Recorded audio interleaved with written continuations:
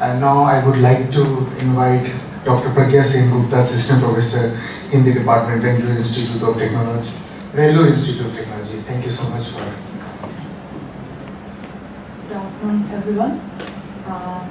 I would like to thank all the organizers for inviting me to this conference and asking me to present a paper here. My paper is titled "A Translation of Proscribed Bengali Poetry, a Case Study of Select Poems of Qazi Nazrul Islam." So, I'll start with a small note on what is the aim of this paper. I've tried to actually look into two books. Both of them are the collection of poems. One of them is Visharvashi and the second one is Prolashika. Of course, I'll be translating the names also in this during the reading of this paper. So, and I have done my PhD in translation studies. So my focus of this paper is more on translation. Also, the reading, how we can actually read his poetry and what is the relevance of his poetry or the works that he has written and it was proscribed during the colonial period. Nazrul was actually given this title of the rebel poet, Bidrohi Kavi in Bengali. The first poem of his collection, Agnivina Bidrohi, it actually had set the tempo of his life as a poet. So, and most of his poetry actually contained this immense power or the words of resistance towards the rulers, the British rule. Also, at the same time, it was a strong critique of the Indian society also in general regarding the caste, the class, the gender, religion. So any kind of disharmony that he was able to see in the society, his poetry had a strong critique of it. When I was actually looking into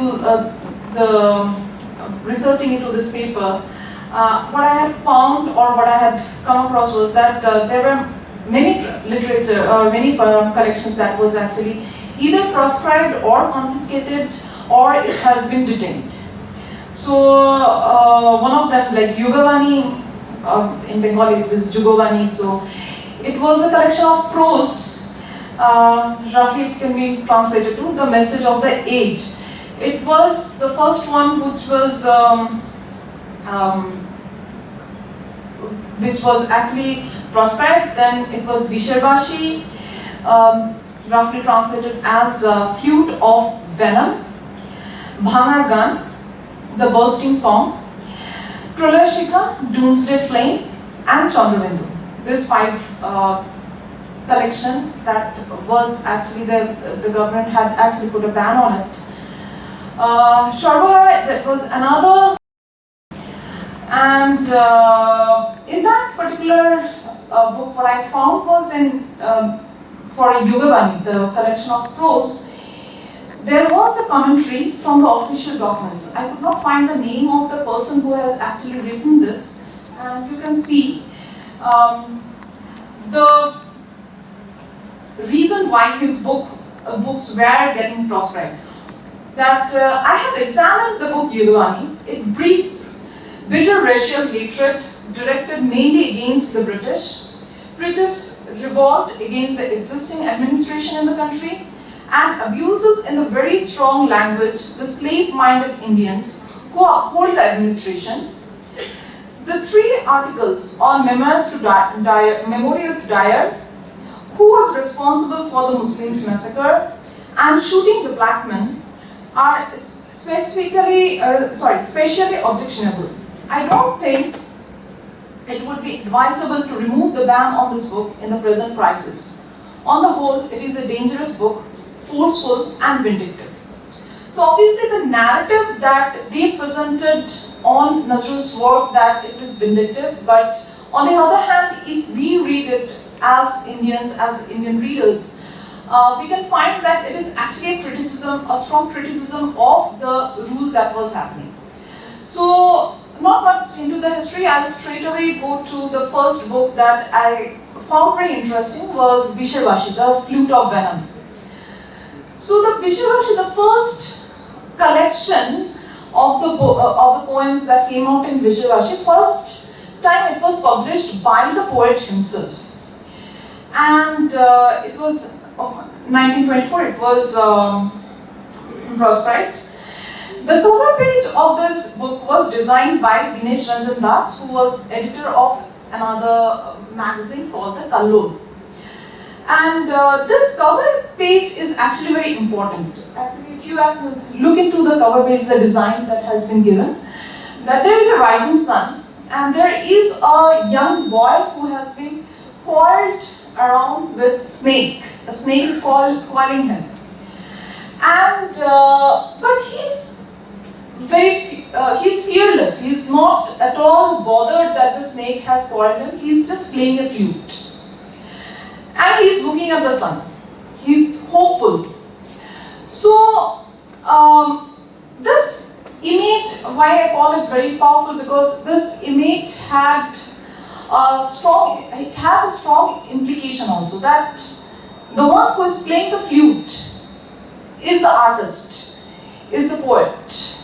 He is fearless. He does not bother if he is being coiled around by the chains or by the forceful domination of power. And in a way, that poetry or any art form actually should be fearless like this little boy. And the rising sun is actually a hope for the future, that there will come a time when we will be able to see a bright future for the country. This cover also has a very interesting history. That when the book was proscribed and the police actually started, whenever they found anyone carrying a copy of the book, they started detaining it. They actually went into all the libraries. You can see the names of the libraries: Arya Publishing House, Indian Book Kallur Publishing, DM Library, Barendra Library, Vani Press, Saraswati Library. All these publication houses in Calcutta were rigorously searched, and all the copies of the books which were found, they were taken away.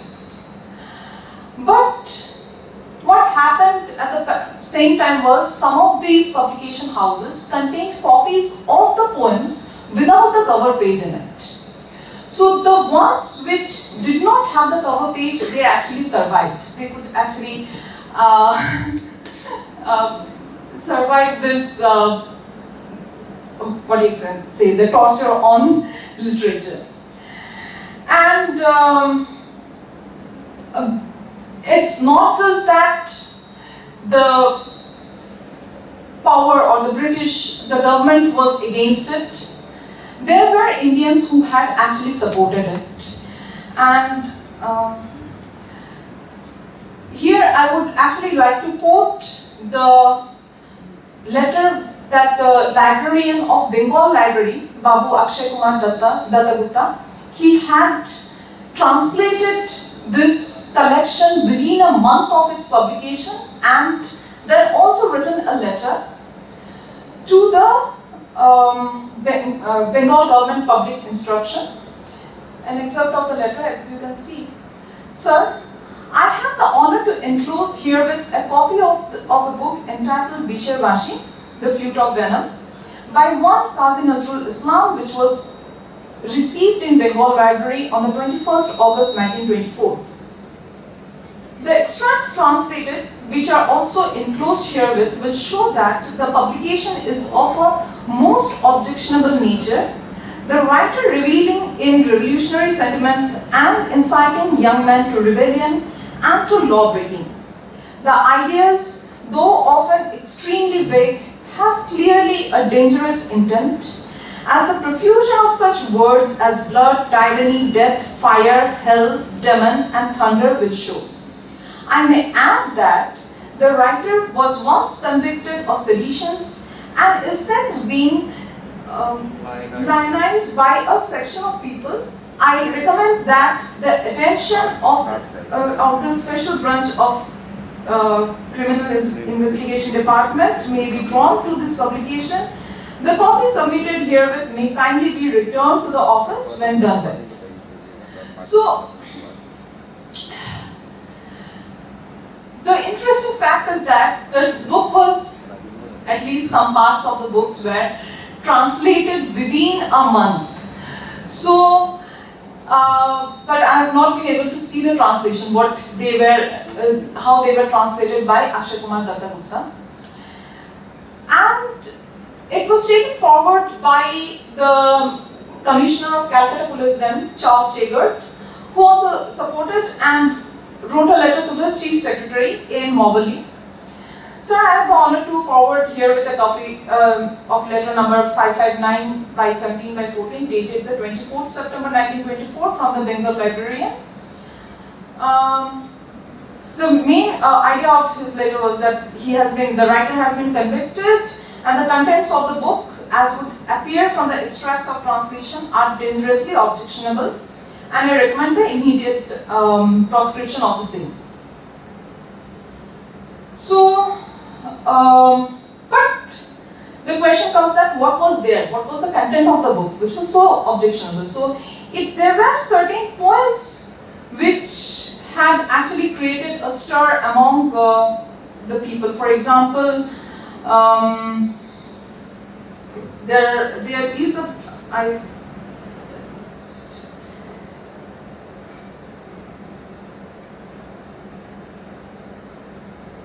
okay. So the first poem that I have found in translation, and this translation is done by Badusha Chakravarti in Rebel and the other poems. I could actually see that why it has this kind of objections from from the authority. So I'll just read out the first few lines of the poem in Bengali, and then you can see the translation, the English translation here. Esho bidrohi mithya sudon atmashakti buddhavir ano ulango shatya kripan bijli jhalok nyay ashir. And yes, it has that, I could see that it has a certain rhythm, it has a certain rhyme, it has a certain intent which is very prominent in Nazrul's poem. And how Nazrul has this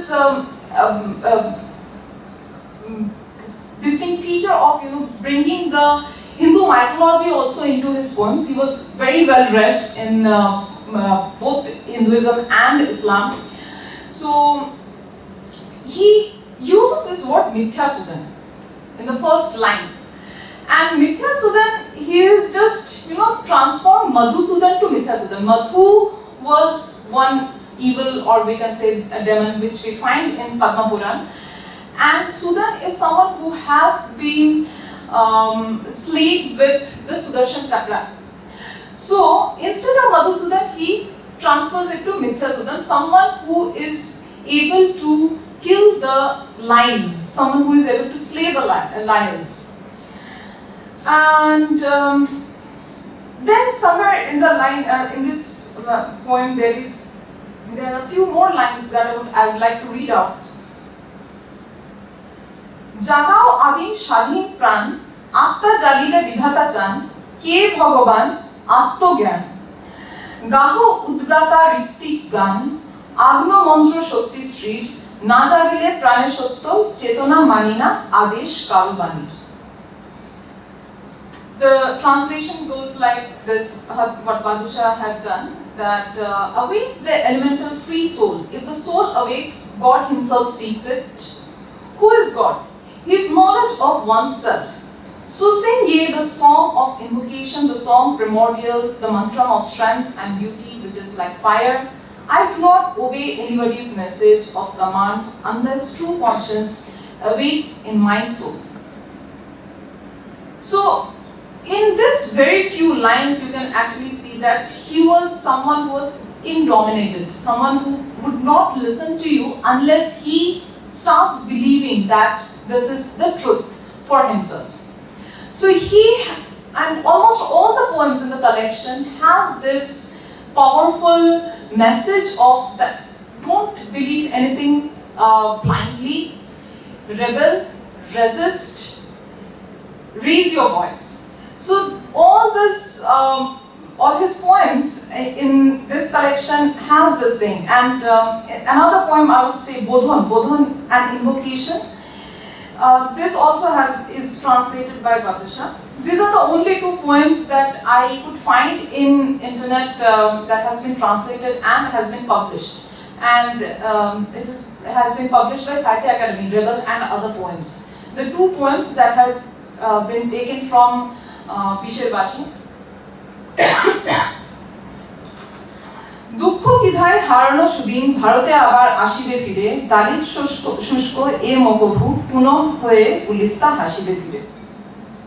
Why this lament, O brother? The good old day we have lost will dawn again in India. This land that has turned into a desert, trampled and parched dry, will blossom again. So the image of India that he is showing that has happened and was existing that time, that it is dry, it has been, all the resources has been taken away. Not just these two poems, but in other representative poems also.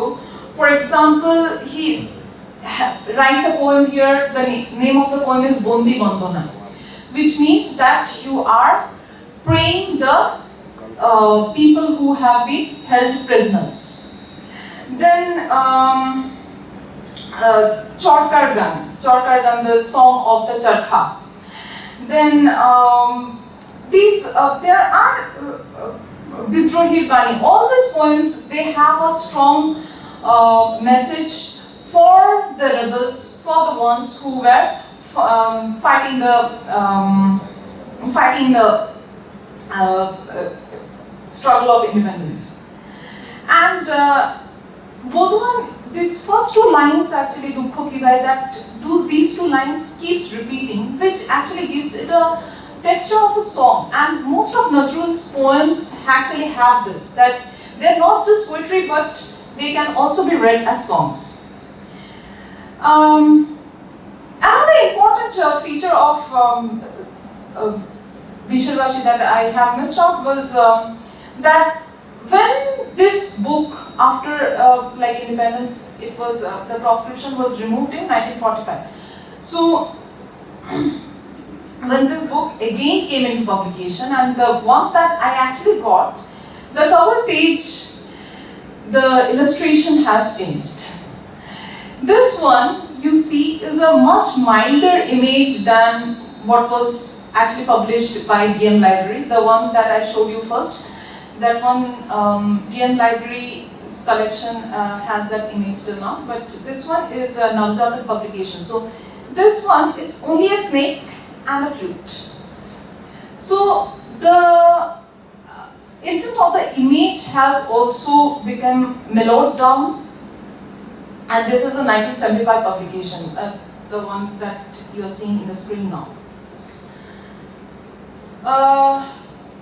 I'll move on to the next collection, which is Prolay Shikha, Doomsday Flame. So, Prolay Shikha had created more stir in the society, and Nazrul was eventually arrested for writing this book. But he was later released only after the Gandhi-Arvind Pact. And Prolay Shikha has the poems which are more intense. One poem, Navabharater Holdikhat, the Haldighat of New India, is actually vivid. In that poem, he vividly describes the conflict between Jatindranath Mukherjee, his team, and the Balasore police. So that contains the description of how the geography of the place has also changed after the battle. Then Pralay Shikha, Puja Abhinoy, Jatin Das, these 3 poems in this collection, they are also very rebellious.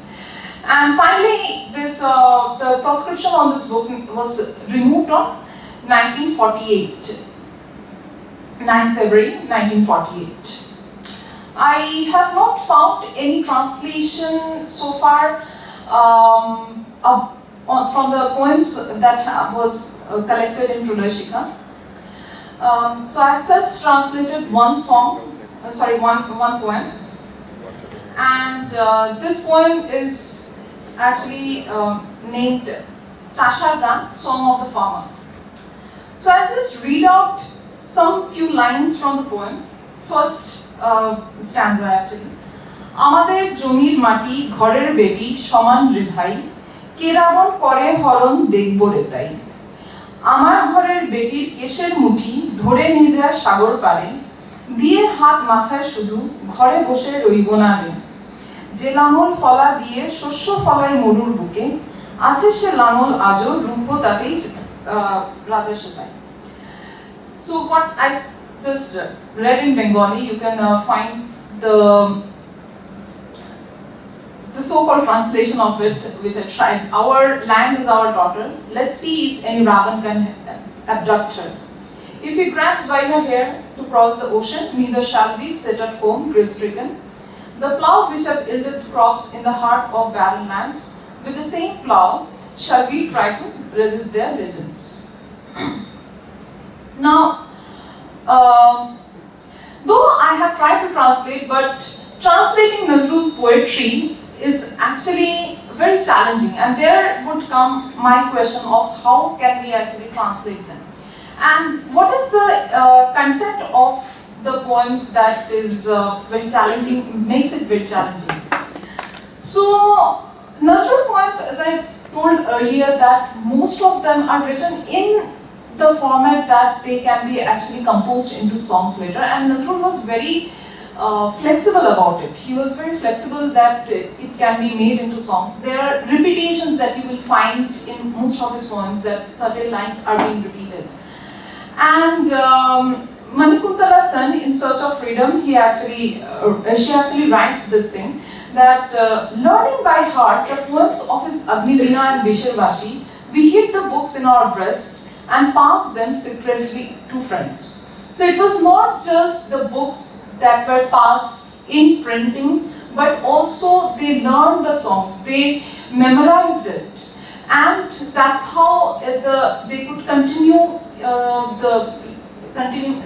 his legacy even after the proscription was removed or it was still existing. So this melody, this rhyme, this rhythm, the alliteration that Nazrul creates in each of his lines, these are very distinctive features of his works, and it is very difficult to actually convey them in the same way in English. So I believe that that for poetry translation, the translator also needs to be somewhere down the line a little poet in himself. Yes. So otherwise it is really difficult. Maybe the message is going to be conveyed, but Nazrul is not just about the message. He is also about the entire structure of the poetry. He created a new genre of resistance poetry in Bengali. So for all these things, what are the ways in which we can translate? And in English, if you actually see some of the translations, that sweetness, that the rhythm is somewhere lost because of the language. So the scope could be that one is that we try to utilize the fluidity of Nazrul's work and create audiovisual representations of them. So I'll play one small song, because from Bhangargan was also proscribed. From Bhangargan there is this very famous song called Kararoi Loho Kapar, which has been sung and which has also been recorded, and it has been used later on also in many movies or theaters. So this also that I would like to actually play more significance of oral memory, that how if we actually make the songs out of it, the and composition of songs that would be possible. That listening and repetition is something that allows literature to survive. And if we actually look into folk literature have survived because of this oral and oral memory that interact with each other, and we go on with, and there might be certain changes, but then nevertheless it is going to survive. And this is what I wanted to present, and the last part that I have left it open-ended, that the relevance of his work in today's world, contemporary world, proscription. That I told before that, okay, so he had written against the colonial rule, but at the same time he had written against caste, he had written against class, gender, religion. If you actually look into Bishaybashi, this book has been dedicated to Mrs. M. Rahman. So she was one of the Bengali feminist writer who Nazrul actually had used to respect a lot, and her death had actually created a deep impact on him. In the collection called Sanchita, there is one poem that Nazrul has just written as, titled it as Mrs. M. Rahman. So the dedication of Bishaybashi was to Mrs. M. Rahman, where he actually calls her as Nagmata, someone who is powerful, someone who is also loving, and who, on the one hand, the Naga is actually reflecting on her way of spitting venom against those who were bringing disharmony, and those who were trying to bind women to certain rules. And at the same time, she is a loving mother who has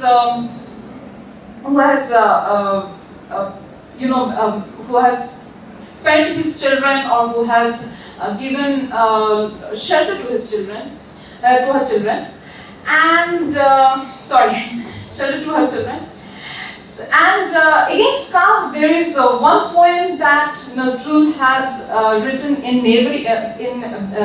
Bishaybashi, and a few lines of it I have tried to translate.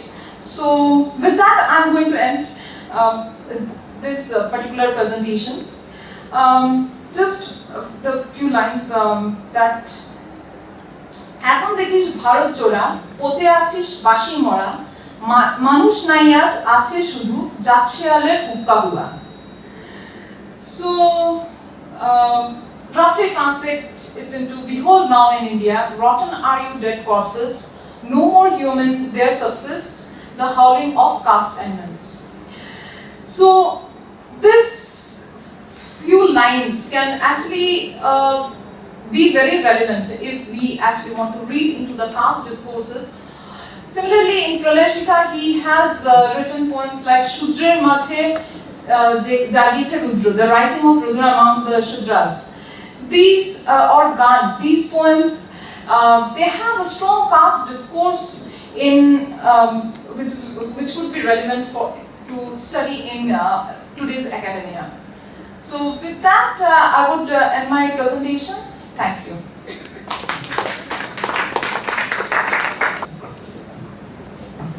Thank you so much, Dr. Pragya Sen Gupta, for presenting us the way Qazi Nazrul Islam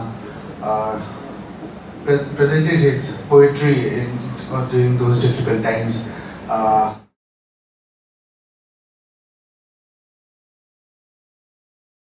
would like to invite our हमारे सत्र के अध्यक्ष श्री अशोक भौमिक जी को बुलाना चाहते हैं। काफी देर हो गई है, सर थके हुए लग रहे, सर कृपया आए और अपना अध्यक्ष वक्तव्य प्रस्तुत करें। बहुत बहुत धन्यवाद आप सभी को, क्योंकि इतने समय तक आप यहाँ मौजूद हैं। आज I'm supposed to conclude today's business as well as this particular session.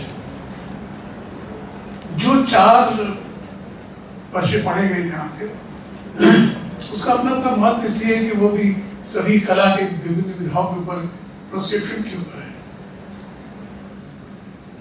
आज पहला जो डॉक्टर ईश्वरराज ने पढ़ा, उन्होंने बताया उसको वो कंटिन्यूअस था, पिछले सत्र में भी हम लोगों ने सुना, लेकिन इस सत्र में उन्होंने जो उषा देसाई के बारे में जो बात कही, उनके आंदोलन के बारे में, जो केवल 2 महीने उषा मेहता जो केवल 2 महीने ही चल पाया, तो ऐसे तो लगता है कि काफी इनसिग्निफिकेंट है। दूसरा ये भी लगता है कि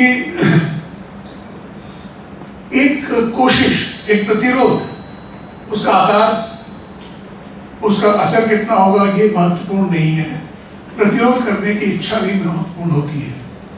और दूसरा मुझे लगता है कि उनके पूरे पेपर से, उनके वक्तव्य से, कि प्रोस्क्रिप्शन जो है, जो चीजों को रोकने की जो बात है और जो प्रतिबंधन है, उसका एक टेक्नोलॉजी के साथ भी एक गहरा रिश्ता है। जिन पुस्तकों को प्रतिबंधित किया जाता है, उन पुस्तकों का प्रकाशन बहुत जरूरी होता है। और हिंदुस्तान में जैसे जैसे तकनीक का विकास हुआ, जैसे जैसे प्रिंटिंग आई, तो वैसे ही प्रोस्क्रिप्शन की जरूरत महसूस की गई। दूसरा जो पेपर था वो बहुत महत्वपूर्ण था, डॉक्टर जॉली का। हालांकि उनका पूरी प्रस्तुति एक प्रदेश विशेष के तक सीमित था, लेकिन हम लोग जो थोड़े ज्यादा उम्र के हैं, उनको इमरजेंसी की याद होगी।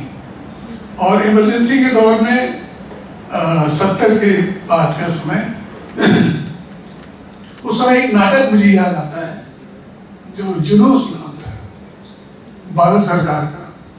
तो उस समय नाटक पे प्रतिबंधन था, आप सब नाटक नहीं कर सकते थे, लेकिन जुलूस एक ऐसा नाटक था कि हिंदुस्तान के हर कोने पे खेला गया। और भारतीय रंगमंच नाम की कोई एक चीज थी, जैसे बंगला रंगमंच, मराठी रंगमंच, हिंदी रंगमंच, लेकिन भारतीय रंगमंच कोई चीजें बन पाई तो मेरे ख्याल से 70 के दशक में बादल सरकार के नाटक थे। साथ ही साथ उसी समय हमने तुगलक नाटक को देखा, और ऐसे नाटक जो थे जिसको ऐसा वक्त है जब नाटक करना बहुत मुश्किल है, आप तुरंत रोक दिए जाते हैं, पकड़े जाते हैं। उस समय इन नाटकों ने बहुत बड़ा महत्वपूर्ण भूमिका अदा की। और इस पर हम बहुत लंबी बात कर सकते हैं कि नाटकों को कैसे आड़ लेकर अपनी बात कही जाती है, जिससे कि कानूनी कार्रवाई आपके ऊपर ना हो, पर आप जो कहना चाहते हैं वो लोगों तक पहुंच पाए। डॉक्टर प्रभात कुमार का जो प्रेजेंटेशन था वो बहुत ही आकर्षक था, क्योंकि हम लोग बहुत ऐसे पक्ष हैं जिनके बारे में हम नहीं जानते हैं। और विशेष रूप से मैं इलाहाबाद का हूँ, तो मुझे पता है कि इंडियन प्रेस की तरफ से जो पत्रिकाएं छपी थी उस समय, सरस्वती है, मॉडर्न रिव्यू है, प्रवासी, इन सब पत्रिकाओं में कार्टून और चित्र की एक भूमिका थी। और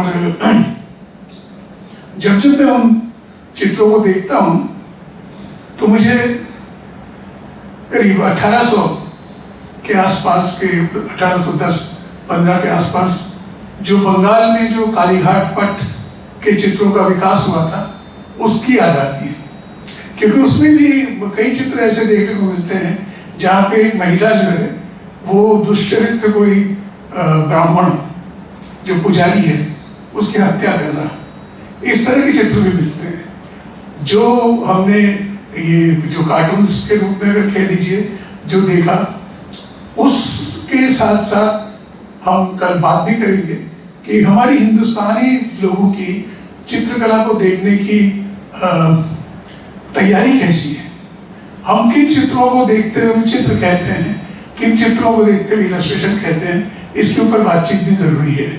लेकिन मुझे लगा कि डॉक्टर प्रभात कुमार ने बहुत गंभीरता से घासलेटी साहित्य के ऊपर एक नई नजर डाली है, क्योंकि हम लोग लगभग भूल चुके थे। और ये जो इस सत्र में जो बातचीत हुई, हम बहुत कुछ चीज हम जो पाठक या श्रोता है हम लोग साथ लेके जा रहे हैं। और अंत में प्रज्ञा जी का जो प्रेजेंटेशन था वो बहुत ही खूबसूरत था, इसलिए क्योंकि काजी नजरुल इस्लाम के बारे में हम बहुत कम जानते हैं। हालांकि बांग्लादेश के वो राष्ट्रीय कवि हैं और उनकी एक दूसरा कई पक्ष है।